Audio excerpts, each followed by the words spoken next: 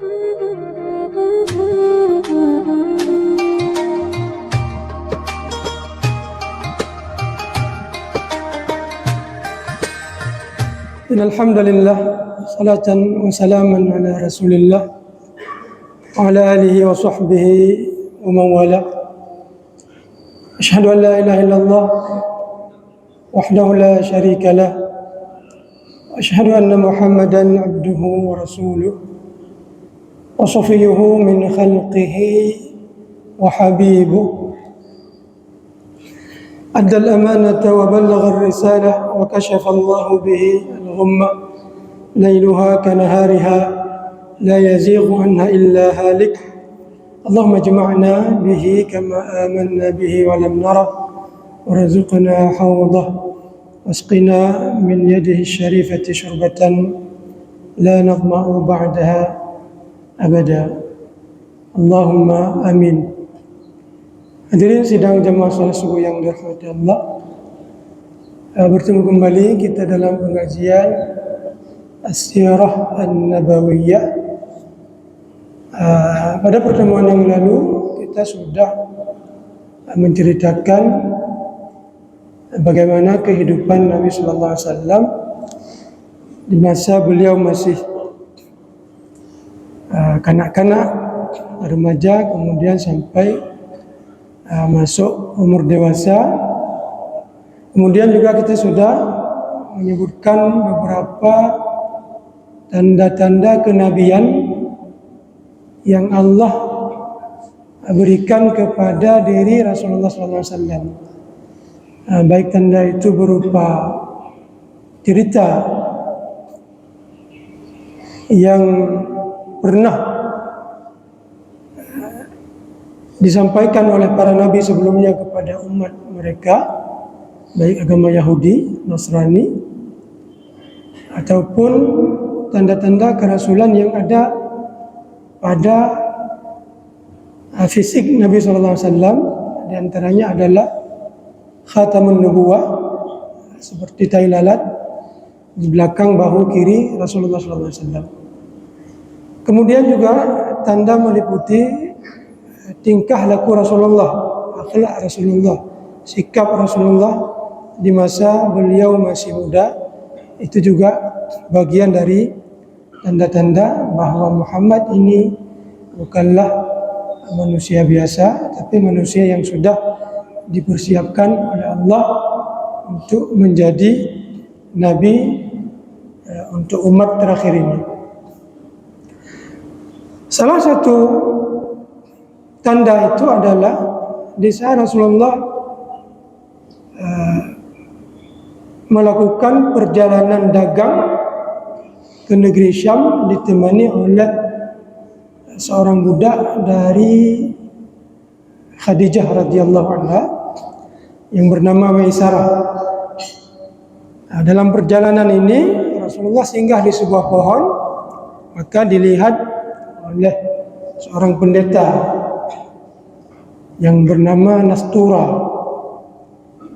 Dulu ketika Rasulullah dengan Abu Talib dilihat oleh pendeta juga, tapi pendeta Bahira, kali ini Nastura. Pendeta ini mengatakan kepada Maisarah bahwa singkat ceritanya Muhammad ini adalah Nabi, karena nggak ada yang duduk di bawah pohon ini pada saat ini kecuali dia adalah seorang Nabi. Sepulang dari perdagangan itu, Rasulullah diceritakan tentang beliau oleh Maisarah kepada Khadijah. Lalu inilah yang menyebabkan Sayyidah Khadijah tertarik hati kepada Rasulullah SAW. Ceritakan tentang keberkahan dagangan Rasulullah SAW, keuntungan yang dibawa melebihi keuntungan perdagangan sebelumnya. Kemudian dalam perjalanan pulang dan pergi itu dinaungi oleh awan. Kemudian berjumpa dengan pendeta itu yang mengabarkan bahwa Muhammad ini adalah tidak ada orang yang duduk di bawah pohon ini kecuali dia seorang nabi. Maka cerita-cerita itu menjadi referensi bagi Sayyidah Khadijah untuk menaruh rasa cinta beliau kepada Rasulullah SAW yang nantinya menyebabkan beliau menikah dengan Rasulullah SAW. Itu salah satu riwayat. Riwayat yang lain yang menceritakan tentang penyebab jatuh cintanya Sayyidah Khadijah kepada Rasulullah. Rasulullah di masa beliau juga masih muda-muda seperti itu, dengan seorang teman beliau mengambil upah untuk mengembala kambing yang dimiliki oleh kakak dari Sayyidah Khadijah, ukhtuha, ya, bisa jadi kakaknya atau adik perempuannya. Pada saat sudah jatuh tempo, maka kawan Rasulullah SAW ini mengatakan kepada Rasulullah SAW yang masih muda pada saat itu, beliau dengan temannya ini ke rumah Sayyidah Khadijah ini untuk berjumpa dengan adik atau kakak beliau ini untuk meminta upah yang sudah jatuh tempo. Akan tetapi Rasulullah merasa malu-malu untuk mengungkapkan tunggai utang itu, ya, meminta imbalan itu. Sementara kawannya yang satu lagi berani. Jadi tindakan malu Rasulullah SAW ini menjadi tindakan positif di mata Sayyidah Khadijah. Ya, galak orang yang malai-malai, tidak sembarangan kalau meminta sesuatu pun dengan cara yang sopan santun. Jadi sikap Rasulullah ini menjadi nilai plus bagi Sayyidah Khadijah yang nantinya menyebabkan beliau senang dengan Rasulullah dan menikah dengan Rasulullah SAW. Jadi kedua riwayat ini bisa kita padukan, ya, bukan kita pilih salah satunya. Bisa jadi di masa-masa Rasulullah mungkin sebelum memperdagangkan dagangan Sayyidah Khadijah, beliau pernah menyaksikan peristiwa ini, malu-malu pada saat meminta ongkos. Ini menunjukkan pribadi orang ini punya sikap akhlak, ya. Memang berhak, tapi nama leji malainya ke yang menjadi nilai plus bagi Sayyidah Khadijah. Dan kemudian nantinya pada saat beliau melakukan dagangan untuk harta Sayyidah Khadijah, ini menambah lagi nilai plusnya lagi, keberkahan Rasulullah SAW. Kemudian cerita yang diceritakan oleh budak beliau Maisarah itu kepada beliau, yang nantinya melalui teman beliau, ya, yang bernama Nafisah binti Maniyah, karena beliau perempuan, ya, punya malu. Melalui teman beliau Nafisah ini meminta untuk mencari cara supaya Muhammad ini bisa menikah dengan beliau. Maka singkat cerita, terjadilah pernikahan antara Rasulullah SAW yang walaupun perasaan hasrat menikah itu muncul pertama sekali dari pihak Sayyidah Khadijah, akan tetapi dalam actionnya, dalam pelaksanaannya sesuai dengan adat dan kondisi pada saat itu, juga adat yang berlaku di antara kita sekarang ini, pihak laki-laki yang mengajukan lamaran, ya. Jadi sudah ada kesepakatan antara pihak Rasulullah SAW dengan Sayyidah Khadijah, sudah ada penerimaan, ya, sudah ada macumblangnya, sudah ada selangkinya. Baru secara resminya langkah selanjutnya itu ijab belakang.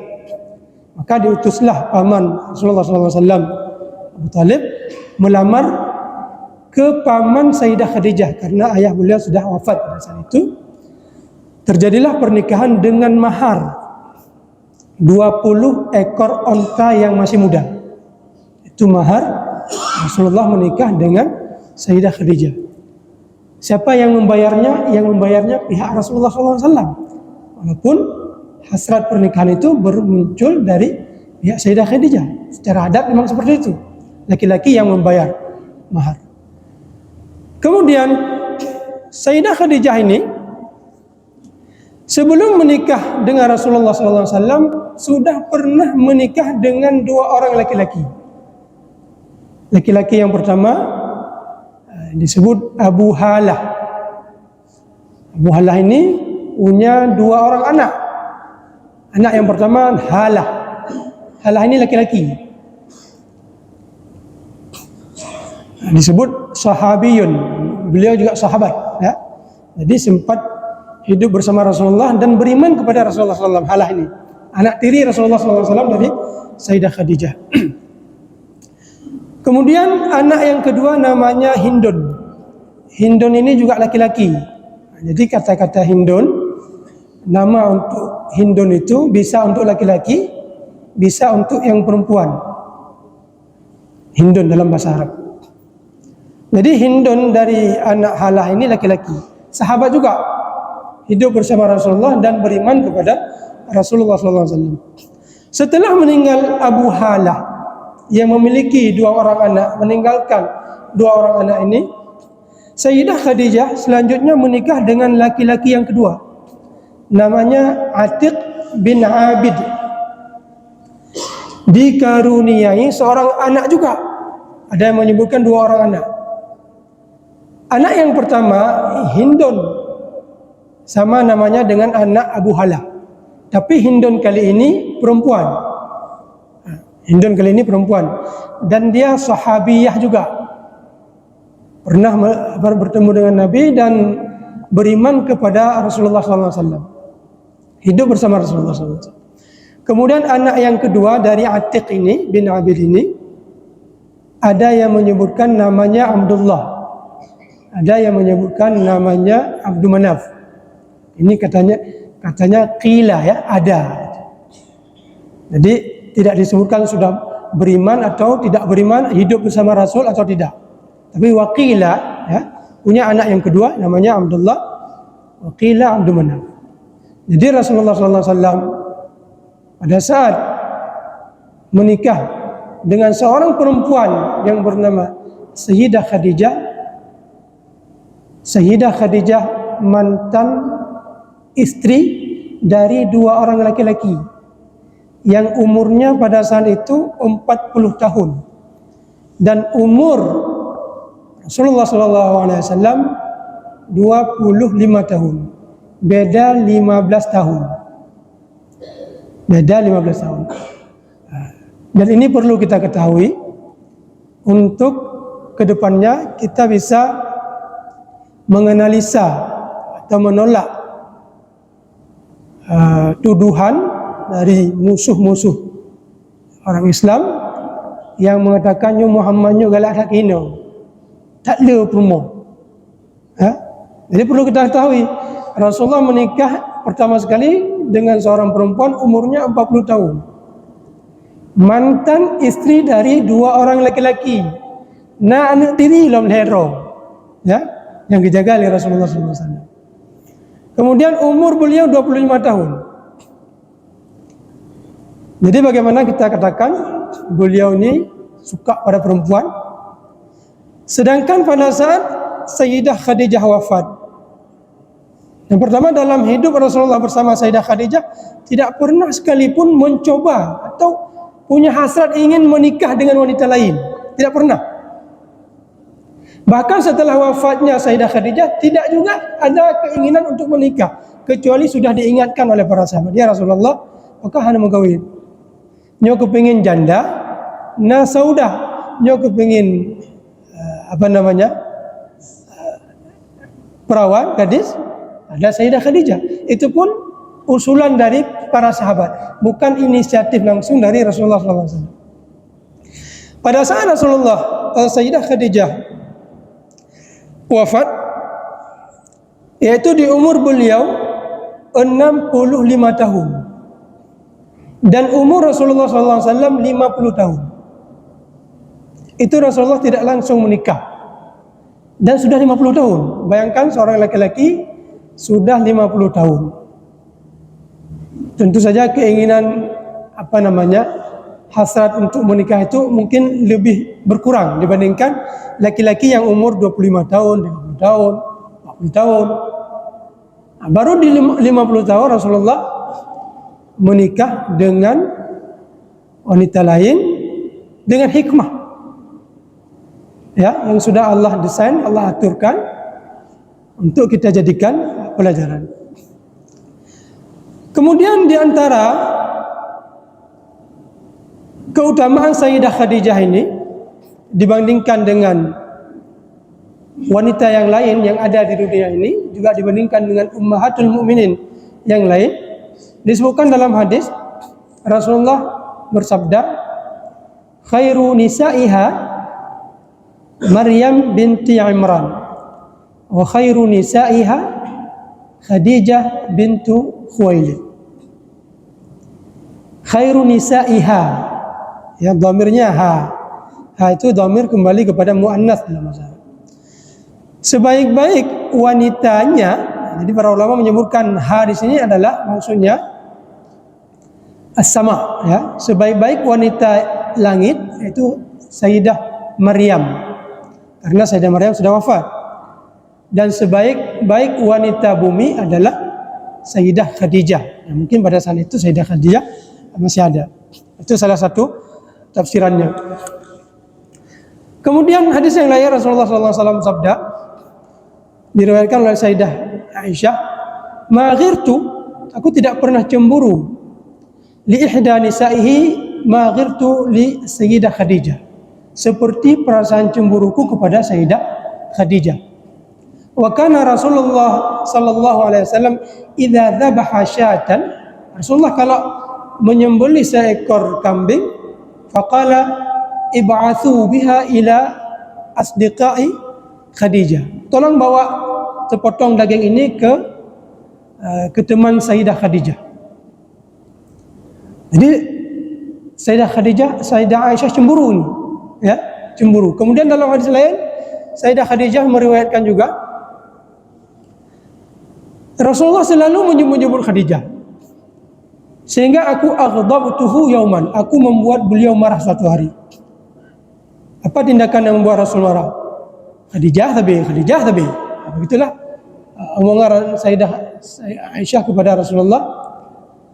Waqad abdalakallahu khairan minha, Allah telah menggandikan kepadamu ya Rasulullah lebih baik dari beliau.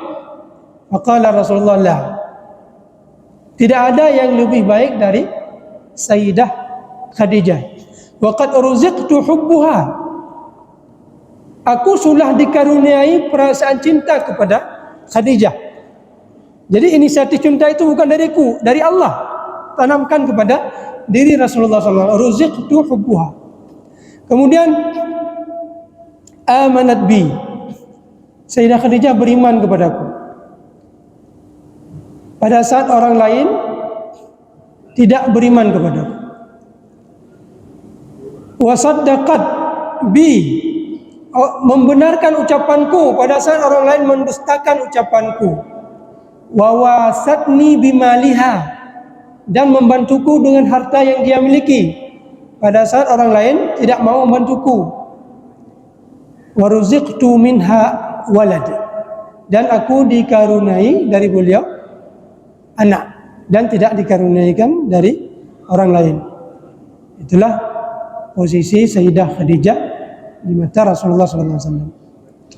Dari segi nasab, Sayyidah Khadijah ini bertemu dengan Rasulullah SAW di kakek beliau Qusay, di Muhammad bin Abdullah bin Abdul Muttalib bin Hashim bin Abdul Manaf bin Qusay. Khadijah binti Khuwailid bin Asad bin Abdul Uzza bin Qusay. Jadi status Sayyidah Khadijah dengan Rasulullah SAW itu ibarat beliau menikah dengan bibinya, ya. Jadi Hashim, Abdul Manaf itu Qusay, Qusay kemudian punya anak Abdul Manaf dan Abdul Uzza. Abdul Manaf punya anak Hashim, Abdul Uzza ini punya anak Asad. Hashim punya anak Abdul Muttalib, Asad ini punya anak Khuwailid, Khuwailid punya anak Khadijah, Hashim Abdul Muttalib punya anak Abdullah. Jadi status Abdullah dengan Khadijah ini setara, ya, sepupu mereka. Makanya Rasulullah menikah umpamanya dengan bibi beliau, ya, umpamanya seperti itu. Bibi sepupu, ya, bukan langsung. Jadilah itulah hubungan kekerabatan antara Rasulullah SAW dengan Sayyidah Khadijah dari segi nasab. Jadi kesimpulan kajian kita pada pagi yang berbahagia ini adalah bahwa Rasulullah bukan sosok laki-laki yang dituduh oleh musuh-musuh Islam itu orang syahwani, orang yang besar syahwatnya, bukan. Kenapa? Karena Rasulullah menikah dengan janda, kemudian ketika Sayyidah Khadijah wafat, umur Rasulullah 50 tahun. Jadi setelah 50 tahun itu Rasulullah baru memperbanyak istri beliau atas bimbingan dari Allah Azza wa Jalla, ya, untuk mempersatukan kabilah, untuk mempermudahkan dakwah, untuk menjadikan hikmah bagi kita umat beliau, karena di masing-masing istri nanti ada pelajaran, ada riwayat, ada hadis yang mereka sampaikan berkaitan dengan keluarga beliau, bagaimana Rasulullah hidup dengan mereka. Kemudian ada istri-istri yang beliau ceraikan, bagaimana kita perlakukan mereka. Jadi pelajaran-pelajaran itu termuat dari salah satu sebab dari Rasulullah menikah banyak dari istri, bukan dari dorongan semata-mata keinginan kepada perempuan. Ada satu hadis Rasulullah bersabda, "Hubbiba ilayyan nisa wa ju'ilat qurratu aini fi shalah." Aku dianugerahkan rasa cinta kepada perempuan dan dijadikan hiasan mataku pada saat aku salat. Apa maksudnya ketika Rasulullah mengatakan, apakah aku dianugerahkan cinta syahwat? Bukan, tapi cinta rahmah. Ya, Rasulullah sayang Gurina. Makanya Rasulullah meminta kepada kita untuk memperlakukan wanita itu dengan perlakuan yang baik. Ya, termasuk ketika Hajjatul Wada. Usikum bin nisa'i khaira. Aku berwasiat kepada kalian untuk memperlakukan wanita dengan baik. Jadi bukan cinta syahwat, tapi cinta rahmah, ya, perasaan kasih sayang kepada perempuan. Inilah yang dimiliki oleh Rasulullah SAW. Mungkin ada baiknya saya baca naskah yang ditulis oleh Syekh Ramadan Mufti di sini sebelum kita akhiri, berkaitan dengan Rasulullah menikah melebihi dari seorang perempuan. Wa mawdu'u zawajihi alaihi assalatu wassalam huwa wahduhu ad-dalil al-kafi ala aksi dzalika tamaman. Jadi peristiwa perkawinan Rasulullah SAW itu dalil yang utama untuk kita menolak pendapat yang menuduh Rasulullah manusia syahwani. Ya, tadi saya sebutkan menikah dengan janda di umur yang sudah tua, kemudian di saat janda ini wafat, umur beliau juga sudah tua, sudah 50 tahun. Kemudian farrajulu asyahwani, laki-laki yang syahwat, yang besar syahwatnya, la ya'ishu ila al-khamisah wal 'ishrin min al-umri afifan nafsi. Jadi laki-laki yang kalau dituduh besar syahwat, nggak sanggup dia hidup di umur 25 tahun di lingkungan Arab seperti itu, hidup tanpa menikah melebihi dari seorang perempuan. Tidak mungkin, kata beliau ini. Kemudian la yaqbalu ba'da dzalika ay yatazawwaja min ayyim. Laki-laki yang besar syahwatnya enggak mau dia menikah dengan wanita yang janda, sudah tua lagi. Laha ma yuqaribu dhi'fa umrihi, yang melebihi hampir dua kali lipat dari umur dia. Thumma ya'ishu ma'aha duna an tamtadda 'ainuhu ila syai'in mimma haulahu. Kemudian hidup bersama janda tua ini tanpa menoleh ke kiri dan kanan melihat wanita lain. Enggak mungkin. Itu kalau laki-laki yang syahwani, kata beliau. Ila an yatajawaza marhalatas syabab, sampai melampaui, keluar dari umur muda beliau. Jadi tuduhan seperti itu Summa al-kuhula, kemudian masuk masa tua. Kemudian wanita laki-laki yang syahwani itu nggak mungkin ya membiarkan dia dalam kondisi seperti itu sampai keluar di masa muda beliau baru mencari para wanita lain. Nah, inilah barangkali hikmah yang bisa kita ambil di pagi subuh yang berbahagia ini berkaitan dengan perkawinan Rasulullah SAW dengan Sayyidah Khadijah dan berkaitan juga dengan perkawinan Rasulullah SAW dengan wanita-wanita lain setelah wafatnya Sayyidah Khadijah. Mudah-mudahan ada faedah yang kita dapatkan. Lebih dan kurang saya mohon maaf. Wabillahi taufiq wal hidayah. Assalamualaikum warahmatullahi wabarakatuh.